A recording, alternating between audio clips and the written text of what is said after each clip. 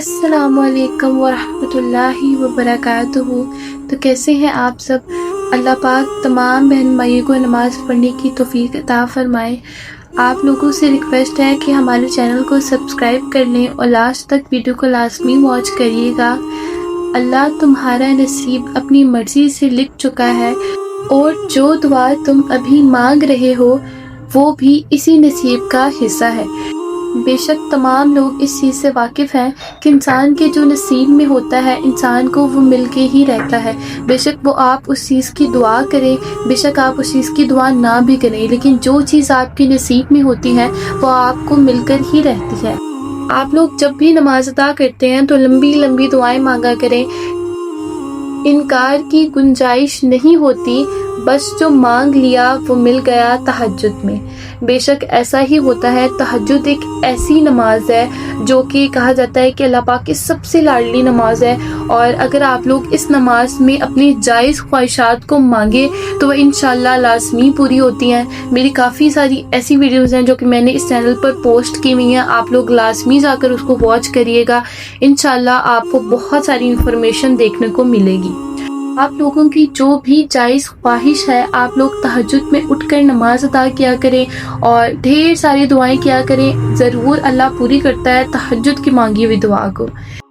تہجد پڑھا کرو، کوئی ملے نہ ملے اللہ مل جاتا ہے، اور جب اللہ مل جاتا ہے تو سب مل جاتا ہے۔ یہ میرا خوبصورت اور سب سے زیادہ فیوریٹ والا شعر ہے، ٹھیک ہے۔ اس میں جو بات کہی گئی ہے نا، دیکھیں تہجد پڑھنے سے نا صرف یہی نہیں ہوتا کہ آپ کی دعائیں قبول ہوتی ہیں، تہجد کی اتنی فضیلت ہے، اس کے ان گنت فائدے ہیں۔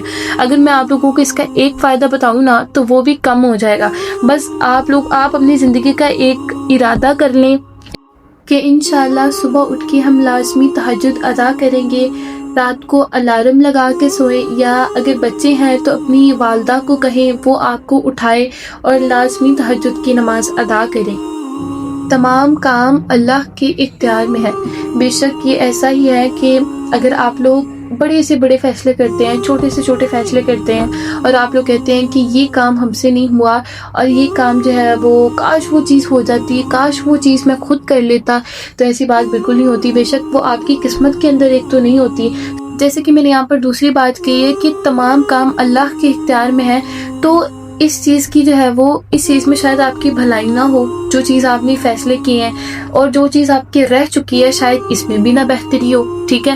جو چیز آپ کر چکے ہو اس میں شاید آپ کی بہتری ہو، تو تمام چیزوں کا اختیار تو اللہ کے ہاتھ میں ہے نا۔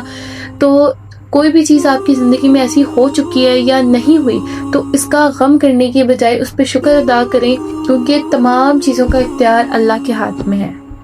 یہ میرا سب سے زیادہ فیوریٹ ہے، شکر کرو اس غم کا جس نے تمہیں خدا والا بنا دیا۔ اچھا، تو یہاں پر اس غم کی بات کر لیتے ہیں۔ جیسے کہ اگر آپ کی فیملی میں کسی کی ڈیتھ ہوئی ہے، اللہ پاک سب کو لمبی لمبی زندگی عطا فرمائے، آمین ثم آمین۔ تو کسی کی ڈیتھ ہوئی ہے، اس کی وجہ سے آپ اللہ کے قریب آ گئے ہیں، نمازیں پڑھنا سٹارٹ کرتی ہیں۔ بے شک آپ پہلے گمراہی میں تھے، ٹھیک ہے، پہلے آپ نمازیں ادا نہیں کرتے تھے، صدقہ و خیرات نہیں کرتے تھے، لیکن آپ اس غم کی وجہ سے، کوئی بھی غم ہو، لائک بزنس سے ریلیٹڈ ہو، گھر میں کوئی لڑائی جھگڑے ہوں، اس غم سے ریلیٹڈ آپ اللہ کے قریب ہو گئے ہیں، تو آپ کو اس غم میں غمگین ہونے کی بجائے خدا کا شکر ادا کرنا چاہیے کہ یا اللہ تو نے مجھے یہ غم دیا، تو اس میں بھی میں اللہ کا شکر ادا کرتا ہوں اور اس غم سے ہی میں تیرے قریب ہوا، ٹھیک ہے۔ اگر تمہیں کم عمر میں ہی بہت پریشانیاں آ رہی ہیں تو سمجھ لینا تمہارا رب تمہیں بہت نوازنے والا ہے۔ اچھا جی، یہاں پر بڑھاپے کی بات نہیں ہو رہی، چھوٹے بچوں کی بات نہیں ہو رہی، عین جوانی کے وقت کی بات ہو رہی ہے۔ آپ لوگ 16-17 سال کے ہیں، آپ کے اوپر اتنی بڑی آزمائش آئی ہوئی ہے کہ آپ لوگ برداشت نہیں کر سکتے۔ فرسٹ آف آل برداشت نہیں کر سکتے یہ تو بات ہی نہیں ہے، کیونکہ اللہ پاک کہتا ہے کہ اللہ پاک اتنی بڑی آزمائش دیتا ہی نہیں انسان کو جو اللہ کا بندہ برداشت کر ہی نہ سکے، ٹھیک ہے۔ اگر آپ کے اوپر کوئی چھوٹی موٹی آزمائش بھی آئی ہوئی ہے اور آپ کہہ رہے ہیں کہ اللہ میری جوانی کا ایک تو وقت ہے، اوپر سے آزمائش آئی ہوئی ہے، تو آپ اپنے آپ کو خوش نصیب سمجھیں، اور اللہ پاک کی اس آزمائش کے بعد آپ کو اتنا ملنے والا ہے آپ کی سوچ بھی نہیں ہوگی، ٹھیک ہے۔ آپ نے جو چھوٹی چھوٹی دعائیں کی ہوں گی آپ کو اس سے بھی بڑھ کر ملنے والا ہے، تو اس آزمائش پہ بھی خدا کا شکر ادا کریں۔ صبر کرنے سے اللہ وہ بھی دیتا ہے جس کی امید نہیں ہوتی، اور مانگنے سے وہ بھی مل جاتا ہے جس کی امید ختم ہو جاتی ہے۔ ماشاءاللہ کتنی خوبصورت بات ہے۔ صبر کرنے والوں کا سب سے پہلے تو میٹھا پھل ہوتا ہے، آپ لوگوں کو پتہ ہی ہے۔ اگر آپ کسی بھی پریشانی میں مبتلا ہیں، آپ کے اوپر کتنی بڑی سے بڑی آزمائش ہے، اور آپ لوگ کہتے ہیں کہ اللہ بڑی آزمائش ہو گئی ہے، اب اس آزمائش سے مجھے نکال دے، ٹھیک ہے، تو آپ اگر صبر پر یقین رکھتے ہیں، صبر کرتے ہیں، تو اللہ پاک جلد ہی آپ کو ایسی چیز سے نوازنے والا ہے جس کی آپ نے توقع بھی نہیں کی ہوگی، جس کا آپ کو گمان بھی نہیں ہوگا۔ اگر آپ لوگ سونے کی تلاش میں ہیں نا، تو اللہ آپ کو ہیروں سے بھی بڑھ کے نوازے گا۔ تو اس بات پر شکر ادا کریں اور صبر کریں۔ وہ جب تمہاری دعاؤں کو قبولیت کے لیے چن لیتا ہے، تب وہ تمہارے دل میں دعا کا خیال بھی خود ہی ڈال دیتا ہے۔ اس میں ہم نے جو پہلے بات کی ہے کہ جب آپ لوگوں کو جب آپ دعائیں مانگتے ہیں، ٹھیک ہے، چھوٹی سی دعا مانگی ہے، آپ لوگ جائے نماز اکٹھی کرتے ہیں اور چلے جاتے ہیں۔ کوئی لوگ اتنی بڑی بڑی دعائیں مانگ رہے ہوتے ہیں، تو وہ لوگ اپنے آپ کو خوش نصیب سمجھے، کیونکہ جو بڑی بڑی دعائیں مانگنے میں ان کو مزہ آتا ہے نا، سکون حاصل ہوتا ہے، تو وہ اللہ کی طرف سے ہوتا ہے۔ بے شک اللہ کو جس بندے کی دعا مانگنا خوبصورت لگتی ہے، پسند آ جاتی ہے، اللہ پاک اس کو ہی توفیق دیتے ہیں، اور اس انسان کو بھی مزہ آتا ہے دعائیں مانگنے میں۔ صبر کرو اس نیت سے کہ اللہ تمہاری نیت دیکھ رہا ہے اور تم کو کبھی بھی خالی ہاتھ نہیں لوٹائے گا۔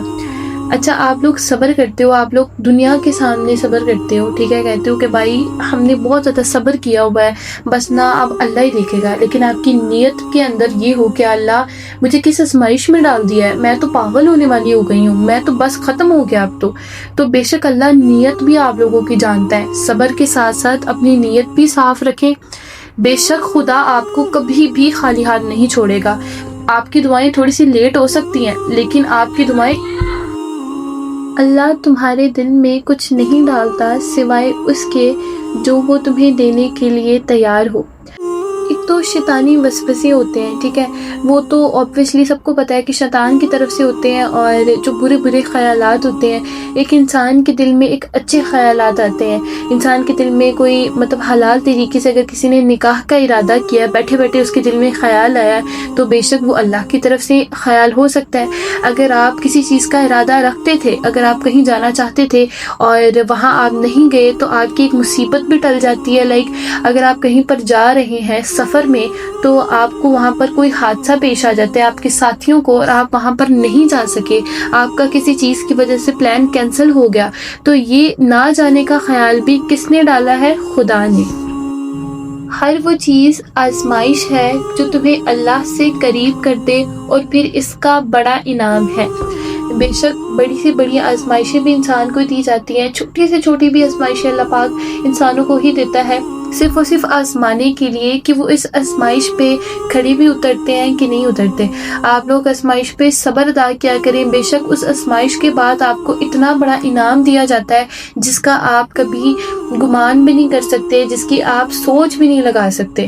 تو آپ ہمیشہ صبر میں شکر ادا کیا کریں، اور جو چیز آپ سے، جس چیز سے اللہ پاک آپ کو آزماتا ہے نا، بے شک وہ اپنے قریب لے کر آنے کی کوشش کرتا ہے آپ کو، اور اس کا بہت بڑا انعام بھی آپ کو اس کا نیمو بدل دے۔